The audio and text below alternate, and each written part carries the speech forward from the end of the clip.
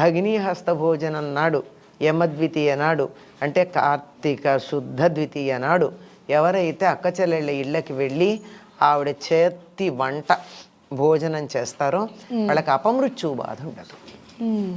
అపమృత్యు అంటే ఆయుర్దాయం పూర్తి కాకుండా అర్ధాంతరంగా చచ్చిపోవడం. ఇది చాలా మందికి, అంటే మన దాంట్లో చాలా మంది హిందువుల్లో ఇది ఫాలో అవుతూ ఉంటారమ్మా.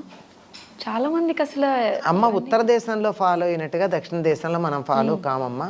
మన దగ్గర ఆడపిల్ల ఇంట్లో భోజనం చేయకూడదు లాంటి నియమాలు ఏం లేవు కదా. మన అందువల్ల ఇప్పుడు మనం రక్షాబంధనము అనుసరిస్తున్నాం, భగినీ హస్త భోజనం కూడా అనుసరిస్తున్నాం. మంచిదే, తప్పేం లేదు. దీని వెనక ఇంత మంచి మహత్తరమైనటువంటి విశేషం ఉంది. అన్నదమ్ములు అక్క చెల్లెళ్ళ మధ్య, అంటే సిబ్లింగ్స్ అంటామే, సిబ్లింగ్స్ మధ్య సద్భావన ఉండి సంబంధ బాంధవ్యాలు